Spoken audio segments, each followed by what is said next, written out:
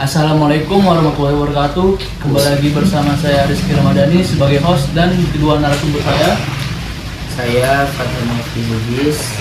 Saya Ahmad Ananda Al-Hari.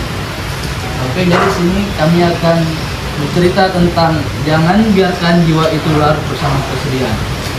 Oke, yang pertama, bagaimana cara menjaga jiwa agar tetap tenang? Kalau langsung dari saya ditanya, bagaimana jiwa saya bisa tenang?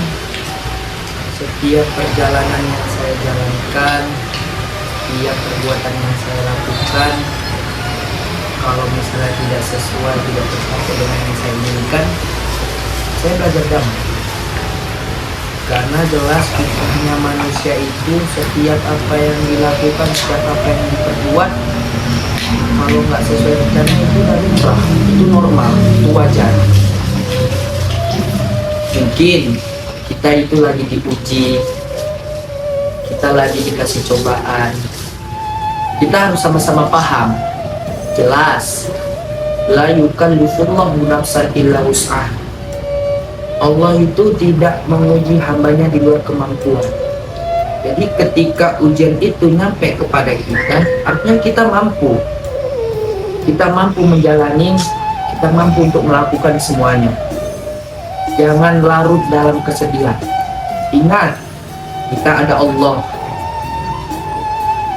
Kita berserah diri kepadanya. Insya Allah, tenang itu akan datang kepada kita.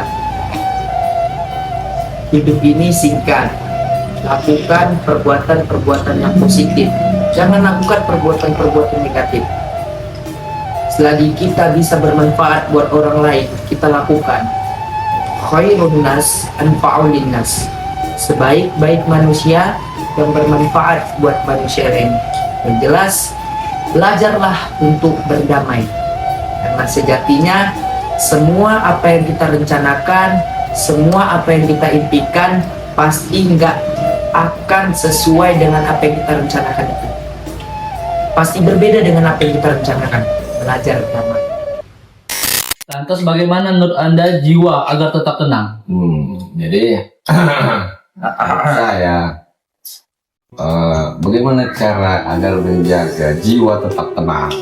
Kan? Ya. Sebagaimana kita orang Islam, kita punya panduan yang namanya Al-Quran.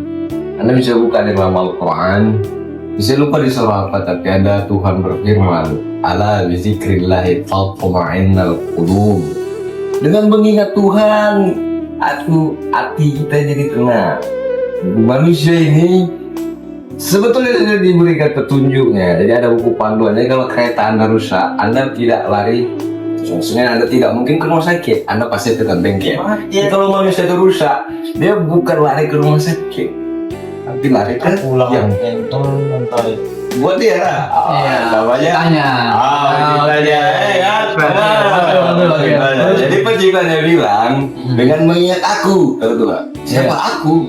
Aku karena Allah. Dengan mengingat hati tenang lah gitu ya. Boleh. Dan menurut saudara, bagaimana ciri orang yang jiwanya itu tenang? Kalau menurut saya, ciri orang yang jiwa tenang itu gini. Kita sebagai manusia tidak bisa melihat jiwa orang itu tenang atau tidak.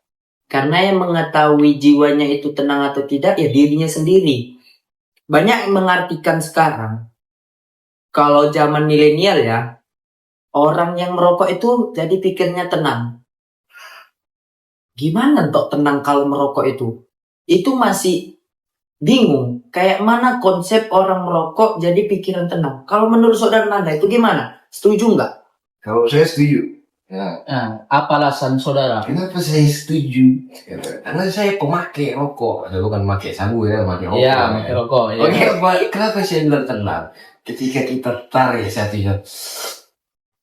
itu yang menarik bukan dada tapi perut. Jadi dalam ilmu medis, kalau kita bernafas, itu bernafas kan paru-paru kan manusia. Iya. Jadi yang narik oksigen itu paru-paru. Jadi kalau kita bernafas cepat, itu gila. Misalnya stres orang kalau dari dada nafas ya. Tapi kalau rokok dia nggak dari dada pak, dia dari perut ya. Tapi hubungan Jangan ketawa. Saya sebenarnya bilang gitu.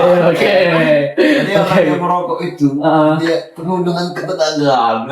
Tapi dia nggak overdosis. Masuk rumah sakit. Oke, tapi artinya gini, berarti kita nggak bisa bilang karena rokoknya, tapi karena tarikan napas kita melalui perut itu. Kan bisa kita alihkan, nggak hanya merokok, bisa kita untuk ngaji.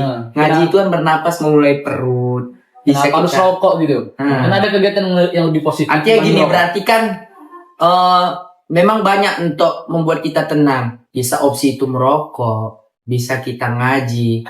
Yang jelas, selagi masih ada yang positif, mungkin itulah yang kita lakukan. Dan menurut saudara, bagaimana ciri orang yang jiwanya itu tenang? Menurut saya, bagaimanakah ciri orang yang jiwanya itu tenang? Iya. Oke, yang pertama, ini ada beberapa. Yang pertama, bagaimana kita mengetahui bahwa orang itu jiwanya tenang?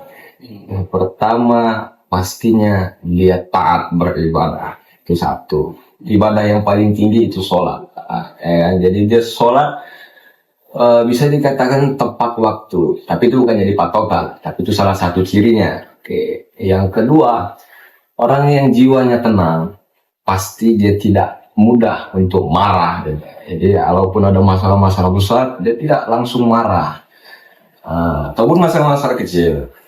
Lalu yang ketiga, ciri orang yang jiwanya tenang itu, seperti saya katakan tadi, dia sering dalam satu riwayat itu bersedekah. Sedekah, entah itu rokok, apa yang penting bersedekah. Ini orang yang sering bersedekah. Itu bukan dipastikan salah satu ciri orang yang jiwanya itu tenang, gitu. Oke. Gitu. Ada lagi yang mau ditambahkan? Ya sudah cukup untuk pembahasannya kali ini tentang jangan biarkan jiwa itu larut bersama kesedihan. Kami akhiri. Wabillahi taufiq wal hidayah. Wassalamualaikum warahmatullahi wabarakatuh. Waalaikumsalam.